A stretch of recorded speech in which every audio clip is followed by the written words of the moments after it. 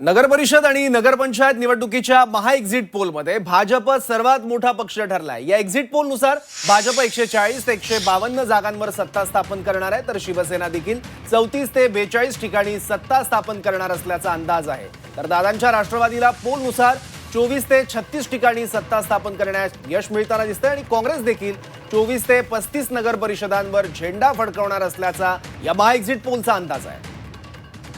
तर पवारांची राष्ट्रवादी आणि ठाकरेंच्या शिवसेनेचं प्रदर्शन नगर परिषद आणि नगरपंचायत निवडणुकीत अतिशय खराब असल्याचं हा महाएक्झिट पोल सांगतोय। हे अंदाज आहेत, आज निकाल लागणार आहे, त्यामुळे आज चित्र स्पष्ट होईलच।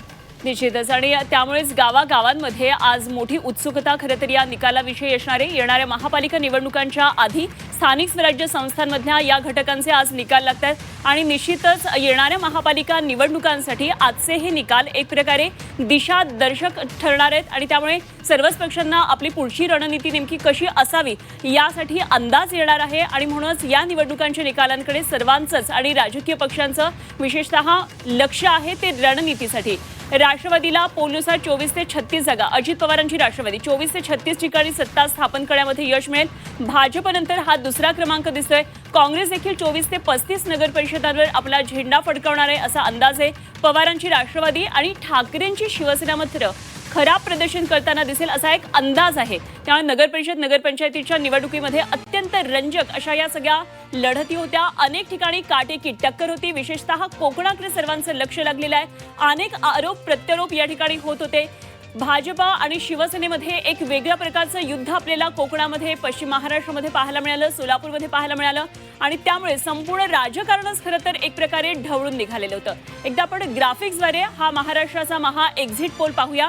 एका नजरेमध्ये आपल्या लक्षात येईल कशा प्रकारे हा सगळा अंदाज आहे। 288 जागांसंदर्भातला हा अंदाज आहे। भाजप 140 ते 152 जागांवर विजय मिळवताना दिसेल।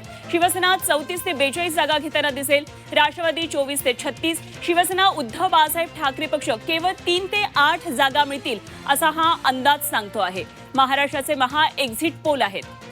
त्यानुसार भाजप हा सर्वात मोठा पक्ष बनताना दिसतोय। एकूण 288 ठिकाणी निवडणुका झाल्या, यातल्या 246 या नगर परिषद आणि 42 नगर पंचायत निवडणूक झाल्या।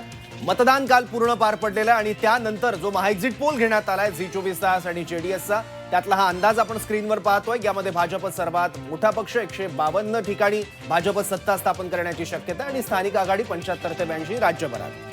तर हा ओव्हरऑल अंदाज आपण पाहिला। आता आपण विभागवार सुद्धा ही सगळी आकडेवारी सगळी पाहूया आणि याचं विश्लेषण सुद्धा करत राहूया। त्याचबरोबर झी 24 तासवर आज निकालाचे सगळ्यात अचूक निकाल आपल्याला पाहता येणार आहेत। त्याचबरोबर निकालांचं विश्लेषण राजकीय तज्ज्ञ करताना आपल्याला पाहायला मिळणार आहे। त्यामुळे जरूर हा कार्यक्रम आणि ही बातमीपत्र पाहत राहा। तर महा एक्झिट पोलनुसार विदर्भामध्ये भाजप हा मोठा पक्ष ठरणार आहे। या अंदाजानुसार विदर्भामध्ये भाजपची 61 ठिकाणी सत्ता येताना पाहायला मिळते, हा अंदाज आहे। शिवसेनेची 7 ठिकाणी, राष्ट्रवादी 5 ठिकाणी जागा जिंकेल, तर विदर्भामध्ये काँग्रेसचा 19 नगर परिषदांवर झेंडा फडकेल अशा प्रकारचा एक अंदाज वर्तवण्यात येतोय। सगळ्यात महत्त्वाचं म्हणजे विदर्भात एकूण 100 जागांवर मतदान झालं होतं आणि त्यात जवळपास 61 जागांवर भाजप सत्ता स्थापन करताना दिसतोय। त्यामुळे विदर्भात सुद्धा भाजप सर्वात मोठा पक्ष बनताना दिसतोय आणि विदर्भात भाजपचा स्ट्राईक रेट सुद्धा आपल्याला जास्त बघायला मिळतोय। विदर्भात काँग्रेसचा 19 नगर परिषदांवर झेंडा फडकताना बघायला मिळू शकतो आपल्याला या महाएक्झिट पोलच्या अंदाजानुसार। परत एकदा आकडेवारी आपण विदर्भातली पाहतोय।